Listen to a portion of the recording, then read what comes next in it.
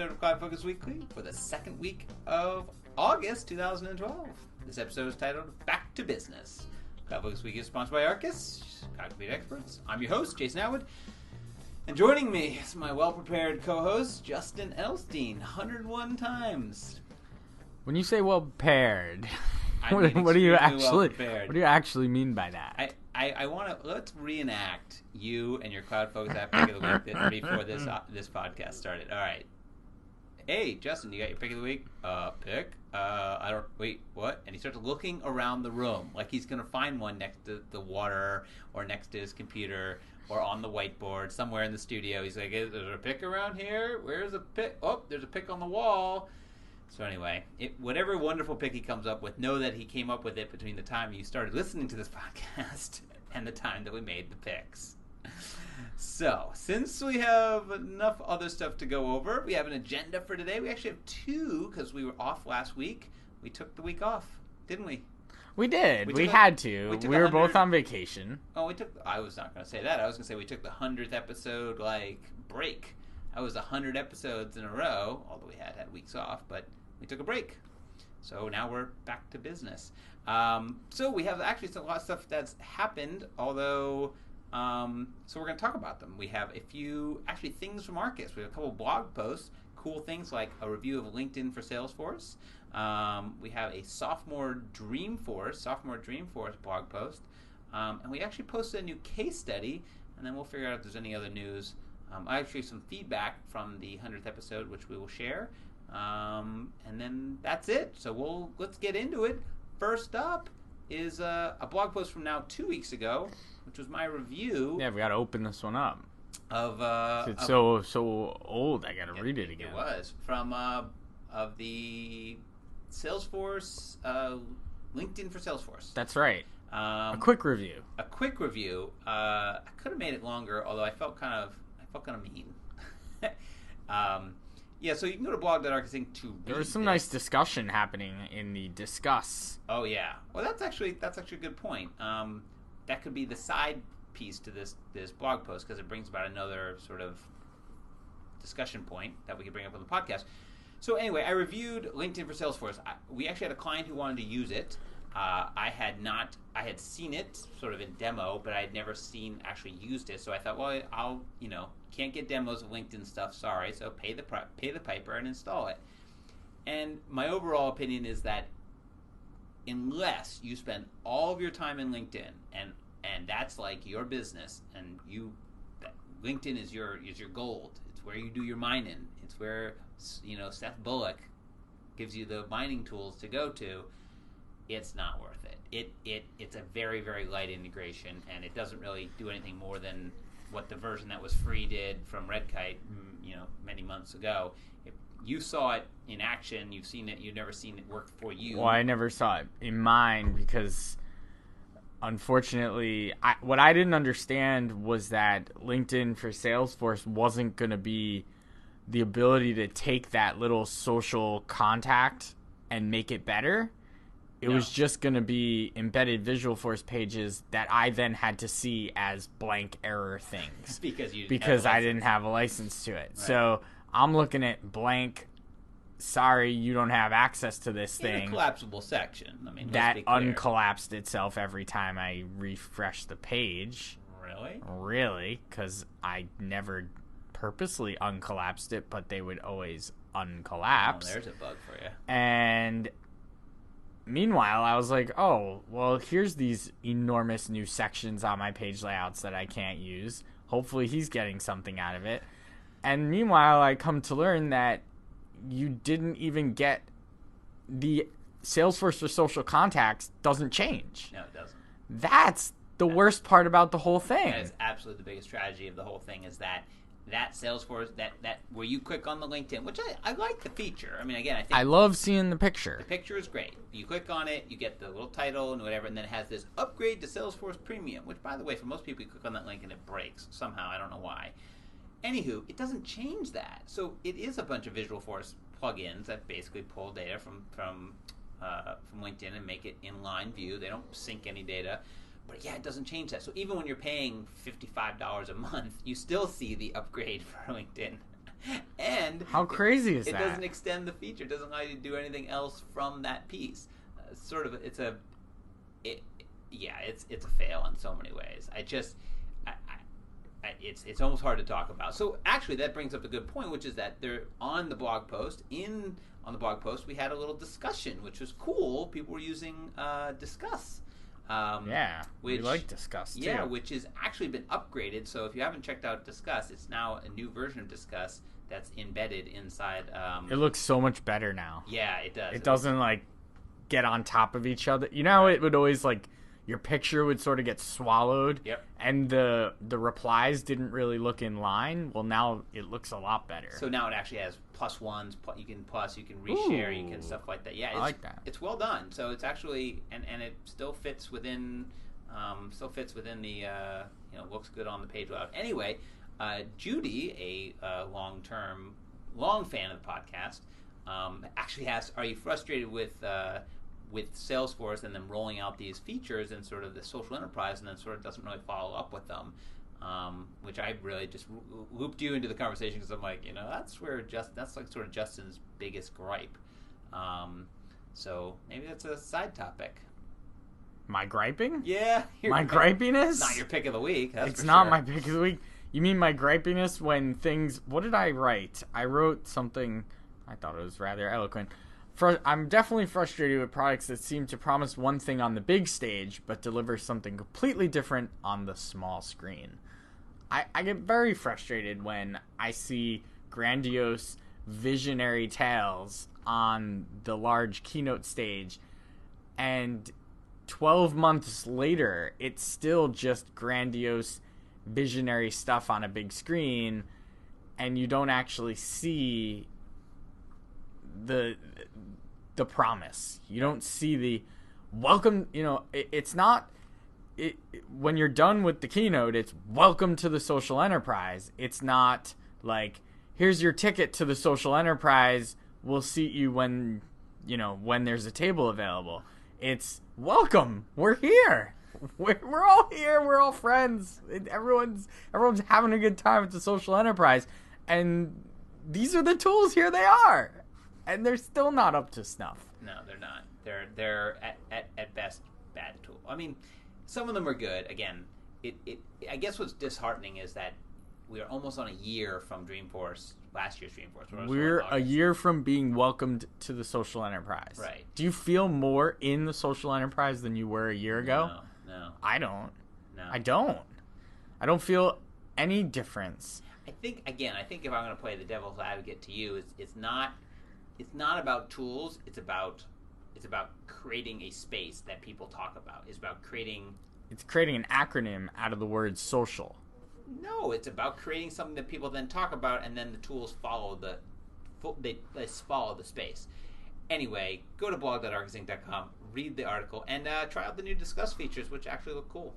The next blog post that you missed while we were away, if you don't go to the blog anyway, is by our other blogger called Sophomore at Dreamforce, Preparation, Changes, and Expectations.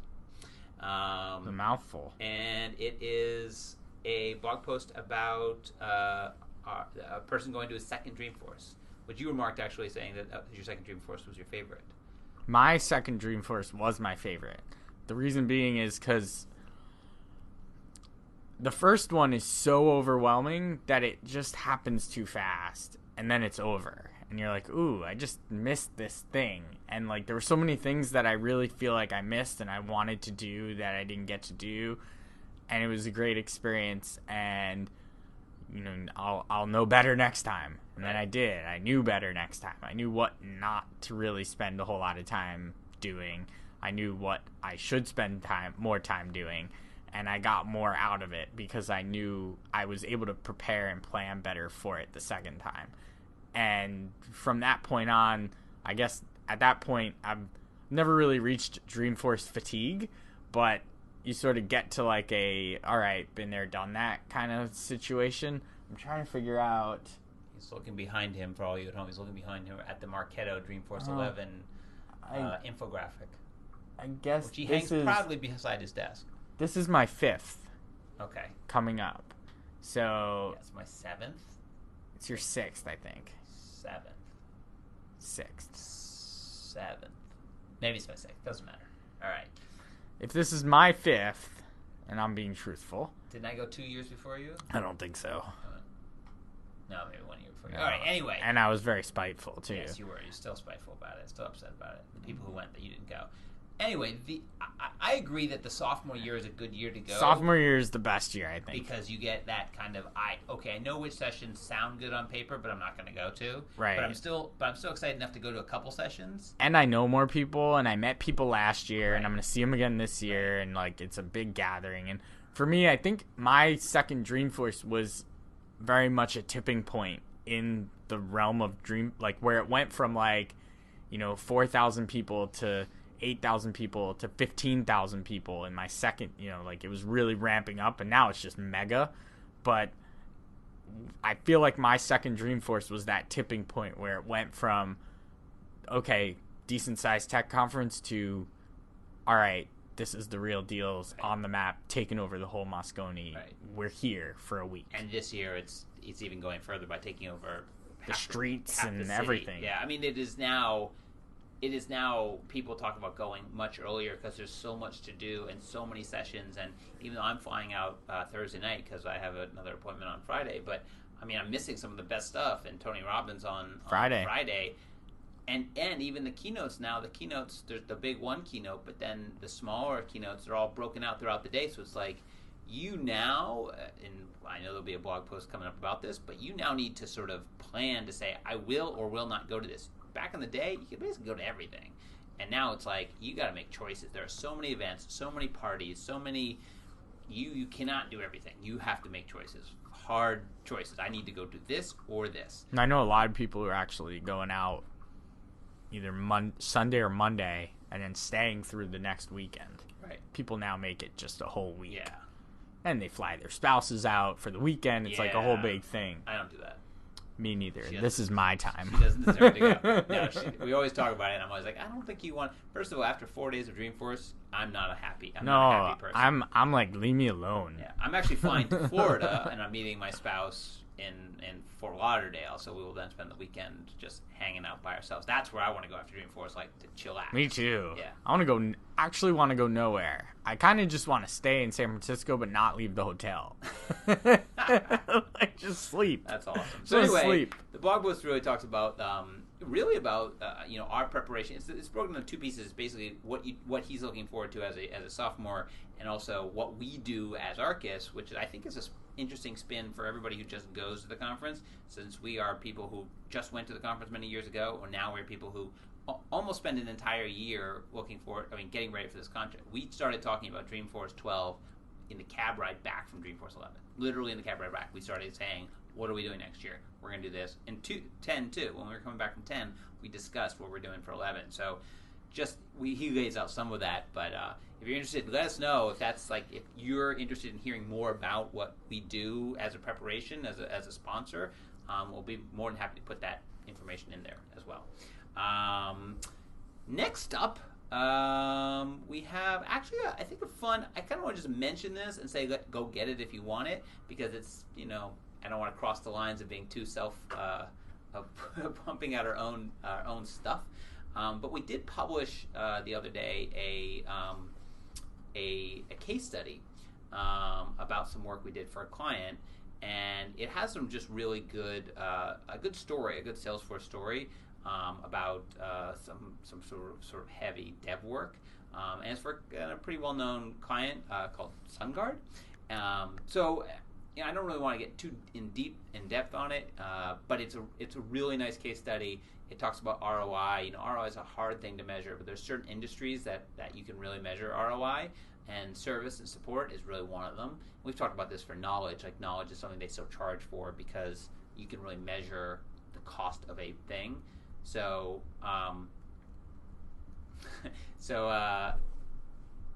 anyway, there is we put this up on the website, arkus.com, arkusinc.com/ actually you just go there's on the side. Yeah, on the side, just click case studies. And it's the first one on the list. You'll find it. Yeah, anyway, it's up there. We want to talk about it because it's kind of interesting. If you need more about it, we actually have a PDF we'll make available. You can download. It's a nice. Well, I'm also just leading into Dreamforce. I'm piggybacking on this case study. Yeah. I'm speaking at.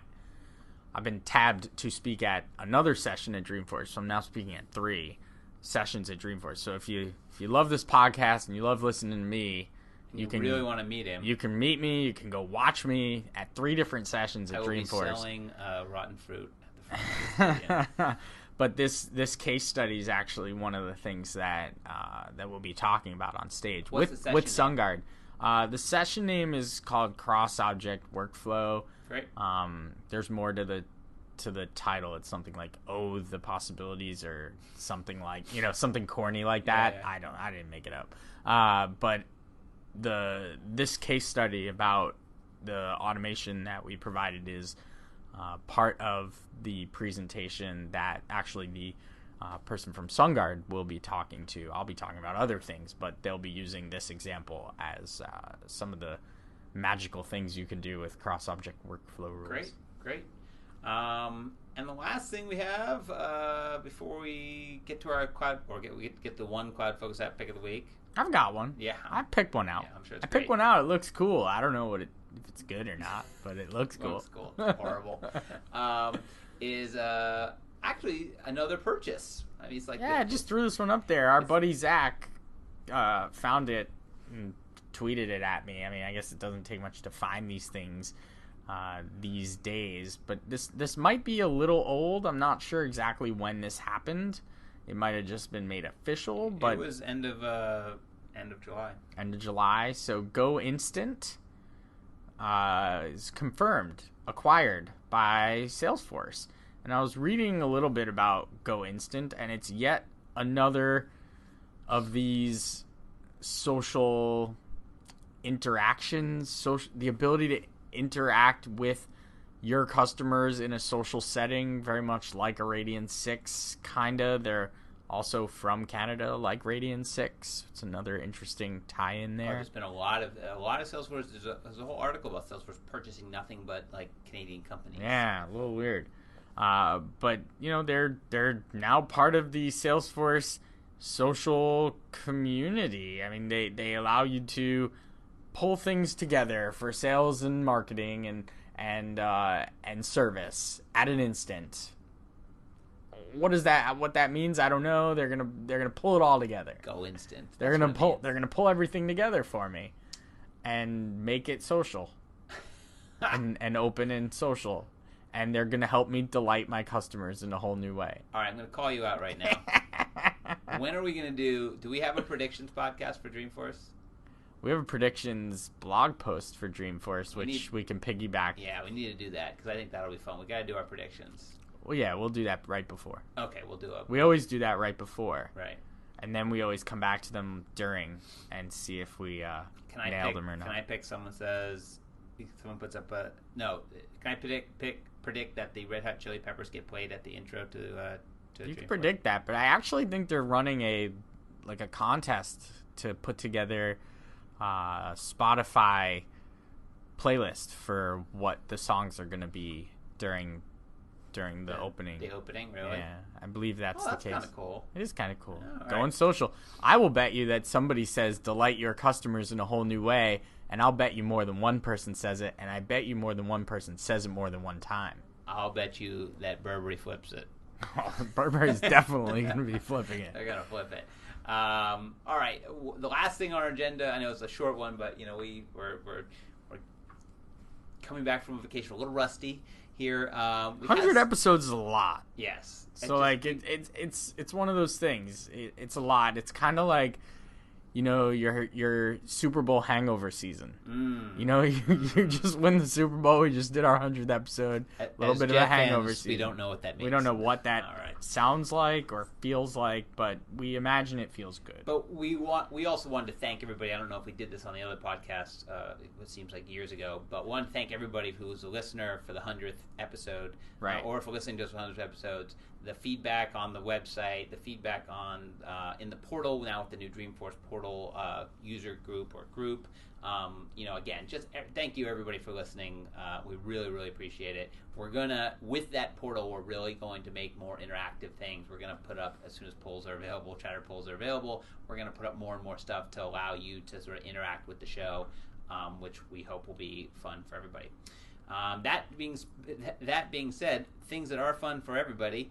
Let's get your well thought out, well prepared CloudFocus app pick of the week, Mr. Justin Edelstein. Fine.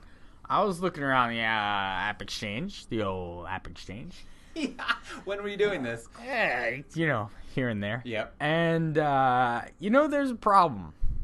There's a problem with chatter in multiple orgs. Okay. There's a problem. You want to do some chatter, but you got to log in multiple orgs. You got to log in as a customer in one org. You got to log in your own org. Yeah. You just want to be able to do chatter and have it show up in both places, maybe. Okay. Follow things in both places, or follow like mentions or topics in both places. Okay. So there's a product. It's called Passport Social Enterprise for multi-org. Sounds very promising, doesn't it? So for $5 a user a month, okay, you have the ability to collaborate across multiple orgs. Okay, it's built on the Heroku platform. Okay. And you can essentially use chatter to be in one place or the other and comment and like and click hashtags and things of that nature. Basically, you can have one interface to multiple chatter orgs. I believe that's the way it works. I've never used it. I'll say who it's by. It's by a company called Make Positive. Okay. They have a nice website which I was looking at. Okay. It's called MakePositive/Passport. Okay. Because that's what this is. But they essentially say if you have multiple orgs, you can now chatter between them. Okay. That's all I'm telling you. Okay. That's all I'm saying. I'm giving you a little homework. Yeah. I'm going to say, here's this pick I think is interesting. I think it solves some problems for you. Oh, your pick is homework. Homework. That's great. So wait, you're picking homework? Punishment. It's punishment. You're a friend of me. Yeah. Okay. Well, there's a 20-second video here that you can watch, Yeah, and then there's a 1:30 video that you can watch. So watch them both. They'll take 2 minutes, and you'll know what you're getting into here. It's great. Great pick. Look, you wouldn't have known about it. You wouldn't have known about it had I not said it. No. And for those people out there banging their heads against the wall because they want multi-org chatter, here's something that might work for you. Give it a shot. I'm going to pick something that I've actually used. Well, that's a better idea. That I actually planned to pick and was going to pick for this podcast. So I have actually picked two of this product before, two different versions of it. I'm picking sort of the third piece of it because I think it actually makes it a really nice sort of ties things in. I've picked Mint, the now Intuit-owned online budgetary management sort of financial management software where it sort of proactively goes out and scrapes all your bank accounts and then does some budgeting for you and does offers and it's free. And I've picked, I think, Mint for the iPad or iPhone. I know I've picked one of them where you can, on your iPhone, you can bring up your Mint and you can look at what you have and see like graphs. It does some really neat sort of it pulls in your data and does something with it. Now, since I actually was running I ran an internal workshop here. What is it called? Personal budgeting something. I found this one's called Mint Quick View, and it's available for in the Mac App Store.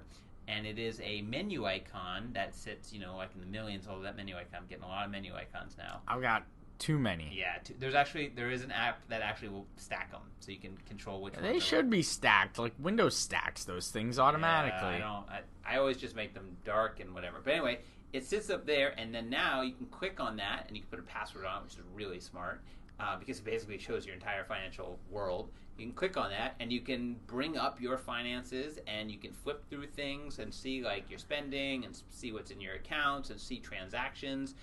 So it really keeps you more in line with thinking about Mint, really, to say, oh, I remember Mint's tracking all my stuff. So it's called Mint Quick View. It's free.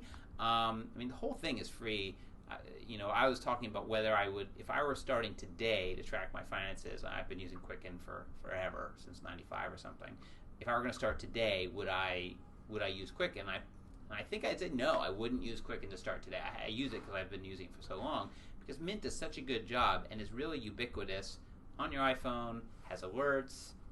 Does everything you could possibly want. So Mint Quick View for OS X. If you haven't tried it, it's free.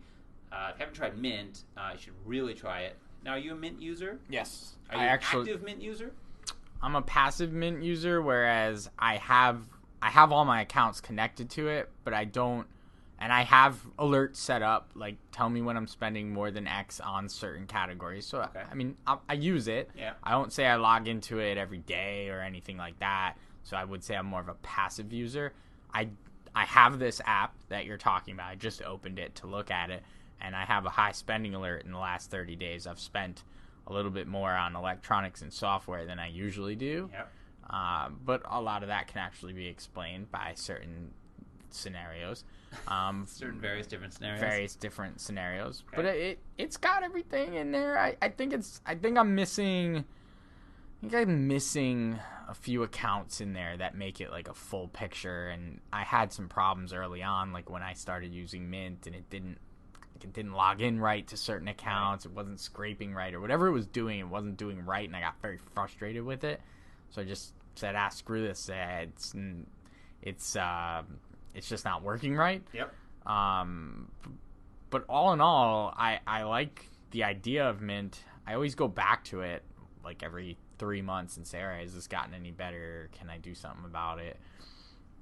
I won't say I really religiously use it, or if it disappeared from my life, I wouldn't be impacted one way or the other. I think it's a good. It's not a very good planning tool, but it's a very good what happened tool. So where am I spending my money? Where are things going? I think for people who are kind of struggling with those sort of big picture things, it's very good. But anyway, so try it out, Mint. Other things to try out in life. You can try going to blog.arkusinc.com. You can try following us at Arkus Inc. or Jason M. Atwood or Just Edelstein on the Twitterverse, this Twitter thing I've heard. What is this thing you speak of? You can go to facebook.com/Arkus Inc. and you could follow us there or like us there, and we'll post all of our blog posts and our podcast there as well. We're on Google+. We are definitely in the Dreamforce portal now, so remember that we will post everything there as well. So you don't have to follow us on all of these places, but wherever you feel comfortable. You like Twitter? Twitter good for you? Follow us on Twitter. If you think you don't want to do that, you want to be in the Dreamforce portal, be in there too. Google Plus for those the people in the Google Plus world, that's great. We're also the best place really to subscribe to the podcast. So if you want to actually get it to come down to your machine, if you're not using an Instacast or something like that, subscribe using iTunes, which is a great place to still subscribe. We'd love it if you left a review. We're still looking to get a bunch more reviews. We got one the other day, but we'd love to see more. So Instacast got better. Oh yeah, so did podcasts. So did Apple Podcasts. Came out with a new version. It's a little bit better. Not still as good as Instacast. Instacast got a couple nice little updates. Yeah, Instacast is really good. So you're re-picking my pick. I'm gonna repick. Why don't you do that? Why don't you just repick picks I picked 6 months ago? I'll just wait. You'll forget. I have a list. All right. Until then, we'll see you next week with another episode. Until then, and as always, enjoy those cloudy days.